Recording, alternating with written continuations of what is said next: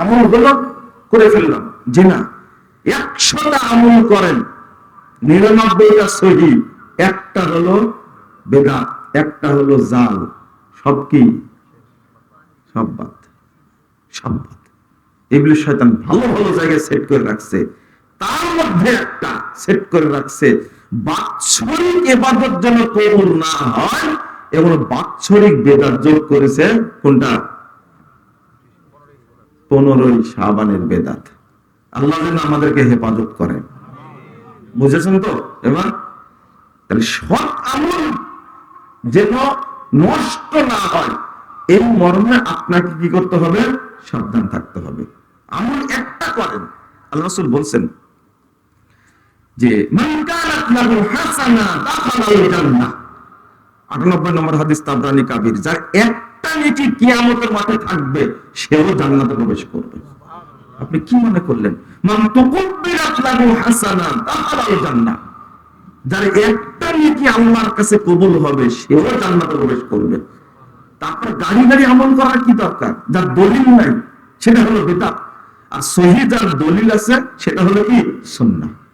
এটা এটা এটা জানার জন্য কি কামাল পাস করা লাগবে? এটা জানার জন্য কি পিএইচডি করা লাগবে? এটা নেকশালা বলতে পারবে যে আমলের দলিল আছে সেটা হলো সৎ আমল, আর যে আমলের দলিল নাই সেটা হলো কি? বাতিল আমল। শেষ। দলিল খুঁজে পান না। আজ পর্যন্ত বাংলাদেশের আলেমরা ওযু করার দোয়াটা বের করতে পারলো না যে কোন শরীফে আছে। ওযু করার দোয়া কি? বিসমিল্লাহির রহমানির রহিম, আল ইসলামু হাক্কুন ওয়াল কুফরু বাতিলুন, আল ঈমানু নূর ওয়াল কুফরু যুলমাতুন। এই দলিল পাওয়া যাবে জীবনে? কারণ এটা তো মেড ইন ইন্ডিয়া, এটা যদি আল্লাহর পক্ষ থেকে হতো তার দলিল পাওয়া যেত। কিন্তু এই দোয়ার জন্ম হয়েছে কোন জায়গায়? ইন্ডিয়াতে। ইন্ডিয়াতে তো অভিনাজি হয়নি, এটা আলেমরা তৈরি করেছে। তো আশা করি স্পষ্ট হয়েছেন। 2 নম্বরে চলেন, আমরা বলবো 2 নম্বর আল্লাহ বলেছেন সব জায়গাতে, মূলত 1 নম্বরে সেটা হলো সাদাকা। আমরা যে পাপগুলো করি, এত পাপ করি আমরা, পাপ করলে আল্লাহ মাফ করেন, তবে মাফ চাইতে হয়। কি করতে হয়? চাইতে হয়। সবাই পাপী। মুহাম্মদুর রাসূলুল্লাহ সাল্লাল্লাহু আলাইহি ওয়াসাল্লাম মানুষকে পাপ থেকে বাঁচার জন্য উৎসাহিত করেছেন, ইস্তেগফারের কথা বলেছেন, তওবার কথা বলেছেন, সর্বশেষ আল্লাহ রাব্বুল আলামিন বলেছেন সাদাকার কথা সব জায়গাতে। যেমন আপনি স্ত্রীকে বলে ফেলেছেন যে তোমার হাতটা আমার মায়ের মতো, নাউযুবিল্লাহ আস্তাগফিরুল্লাহ, এই যে এই কথাই সাদৃশ্য জিহার করে ফেলেছেন। এখন আপনি আর স্ত্রীকে স্পর্শ করতে পারবেন না। শাস্তি কি? এখন আপনার জন্য করণীয় হলো 3টা আমলের একটা। 1 নম্বর আমল হলো আপনাকে একটা গোলাম আজাদ করতে হবে। যদি না পারেন তাহলে একটানা 60 দিন সিয়াম রাখা লাগবে। মনে করেন আপনি 50 দিন করে ফেলেছেন, একদিন অসুস্থ হয়ে গেছেন, করতে পারেননি, তাহলে বাতিল, আবার শুরু করার মধ্যে থেকে 60 দিন, শাহরাইনে মুতাতাবিআইন, একবারে একটানা 60 দিন, মাঝখানে বাদ দিলে আবার শুরু করা লাগবে।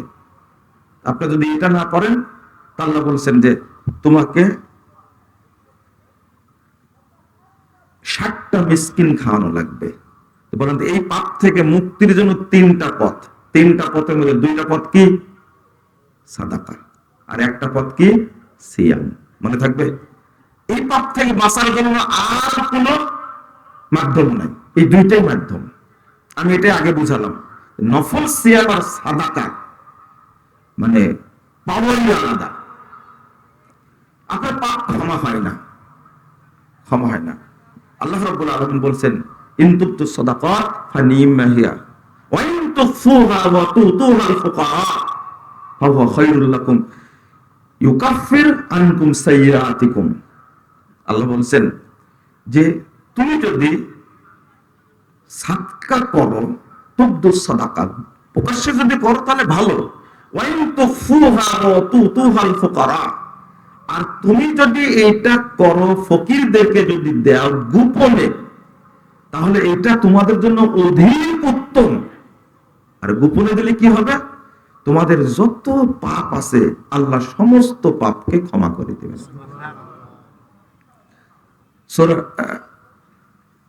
আপনার তিরমিজির 614 নম্বর হাদিস, আল্লাহ রাসূল বলছেন, ইন্নাস সাদাকাতা তুতফিউ যুনুব কামা ইউতফিউল মাউন নার। সাদাকা পাপকে অনুরূপভাবে নষ্ট করে দেয় যেভাবে পানি আগুনকে নিভিয়ে দেয়। আপনি একটু খেয়াল করবেন শব্দটা, আমি এখানে 3টা হাদিস অনুবাদ করব, আপনারা খেয়াল করবেন। এখানে ব্যবহার করছেন তুতফিউ শব্দ।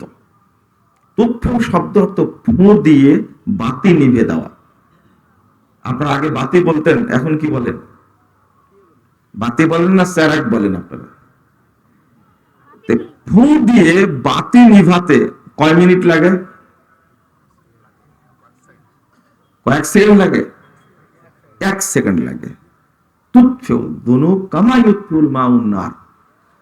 সাদাকা দেওয়া মাত্রই 1 সেকেন্ড সময় লাগে না যেমন বাতি নিভাতে, আল্লাহ পাপও ক্ষমা করে দেন তারও আগে। তুতফিউ। আল্লাহ আপনার প্রতি খুব রাগান্বিত। আল্লাহর কাছে আপনি হাত তুলতেই পারেন না, বলতেই পারেন না, এমন কোন পাপ করেছেন যেটা আপনি মানে আল্লাহকে বলতে পারেন না, আল্লাহ আমাকে ক্ষমা করো। মনে করেন আল্লাহ খুব রাগান্বিত। রাসূলুল্লাহ সাল্লাল্লাহু আলাইহি সাল্লাম বলছেন, 3168 নম্বর হাদিস, শুআবুল ঈমানের মধ্যে এসেছে, সাদাকাতুস সির তুতফিউ গাদাবার রাব। আবার তুতফিউ ব্যবহার করেছেন। আপনি এই পাপ থেকে বাঁচার জন্য কেউ জানবে না, গোপনে যদি সাদাকা করে দেন, আল্লাহ বলছেন তার আল্লাহর যে রাগ আছে তার উপরে পাপের কারণে, এই পাপগুলো ফু দিয়ে বাতি নিভাতে যতটুকু সময় লাগে তার আগেই আল্লাহ মাফ করে দেবেন। সাদাকাতুস সির তুতফিউ গাদাবার রাব, সাথে সাথে আল্লাহ মাফ করে দিবেন। মনে করেন এই এলাকায় যেখান থেকে বিদ্যুৎ সরবরাহ হয়, এই লাইনটা অফ করতে কয় মিনিট সময় লাগবে? 1 সেকেন্ডে সব লাইট কি অফ হয়ে যায়, আবার 1 সেকেন্ডে সব কি হয়ে যায়? চালু হয়ে যায়। এটা তো আপনারা বুঝেন। তো এমন একটা উদাহরণ দিয়েছেন, বাতি বলেন আর বাল্ব অফ করা বলেন, এটা রাসূল সাল্লাল্লাহু আলাইহি সাল্লাম বলছেন আমার আল্লাহ এত দয়ালু, 80 বছর যাবত 90 বছর যাবত পাপ করেছে, এই পাপ করতে সময় লাগছে অনেক দিন, কিন্তু ক্ষমা করতে আল্লাহর সময় লাগে কতটুকু? 1 সেকেন্ড। বলেন আল্লাহ কত দয়ালু, বলেন আলহামদুলিল্লাহ। আল্লাহ এত দয়ালু, কল্পনাই করে না মানুষ। এতটুকু বুঝে যদি মানুষ ইবাদত করতো, আল্লাহর কাছে ক্ষমা চাইতো, তাহলে মানুষ নিষ্পাপ হয়ে জমিনে ঘোরাফেরা করত। তো মানুষ আল্লাহর কাছে ক্ষমা চাই না। আরেকটা হাদিস, 788 নম্বর হাদিস, তাবরানী কাবীরের মধ্যে এসেছে, মুহাম্মদ রাসূলুল্লাহ সাল্লাল্লাহু আলাইহি ওয়াসাল্লাম বলেছেন, মানুষ যখন কবরে যায় তখন কবরে জাহান্নামের আগুন দাউ দাউ করে জ্বলতে থাকে। ইন্না লিল্লাহি ওয়া ইন্না ইলাইহি রাজিউন। দাউ দাউ করে জ্বলতে থাকে কবরে। আপনারা শুনেছেন কবরে সাপ থাকে, কামড়ায়, বিচ্ছু থাকে, তারপরে কবর চাপ দেয়। কিন্তু কবরে যে দাউ দাউ করে জাহান্নামের আগুন জ্বলে, এটা যদি না জানেন আগে, তাহলে আজকে থেকে জেনে নেন। এই আগুনকে নিভানোর জন্য আল্লাহ রাসূল কোন ইবাদতের কথা বলেননি। একটা ইবাদতের কথা বলেছেন, যেখানে বিল্ডিং এ আগুন লেগেছে, 30টি 35টি 40টি ইউনিট ফায়ার সার্ভিসের আগুন নিভানোর চেষ্টা করতেও দুনিয়ার আগুন তাও নিভাতে পারে না। রাসূল সাল্লাল্লাহু আলাইহি ওয়াসাল্লাম বলেন, ইন্নাস সাদাকাতা লা তুতফিউ আন আহলিহা হাররাল কুবুর। মাইয়িতের পক্ষ থেকে যার কবরে দাউ দাউ করে জাহান্নামের আগুন জ্বলছে, যে তার পক্ষ থেকে যদি কেউ সাদাকা দান করে তাহলে তার প্রজ্বলিত আগুন ঠক করে নিভে যাবে। এক সেকেন্ড সময় লাগবে না, এক সেকেন্ড সময় লাগবে না। জাহান্নামের আগুন নিভানোর জন্য আল্লাহ রাসূল বলছেন সত্য এক সেকেন্ড সময় লাগবে। আল্লাহর এক সেকেন্ডটা বান্দার দুনিয়ার এক সেকেন্ডের চেয়ে হাজার হাজার গুণ কম সময় লাগবে না। বাপ মারা গেছে, আপনার কোনদিন কি চিন্তা করেছেন যে আমার বাপ এখন জান্নাতে আছে না জাহান্নামে আছে? কোনদিন চিন্তা করেননি, ভাবেননি।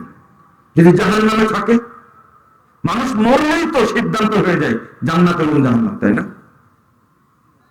আপনি একবার কবরে আছেন, এই চিন্তাটা মানসিক ভাবে আপনি একটু নিয়ে আসেন, দেখেন যে কবরের অবস্থাটা আমার কি হতে পারে। আমরা এটা বোঝার চেষ্টা করি না। আল্লাহ রাসূল বলছেন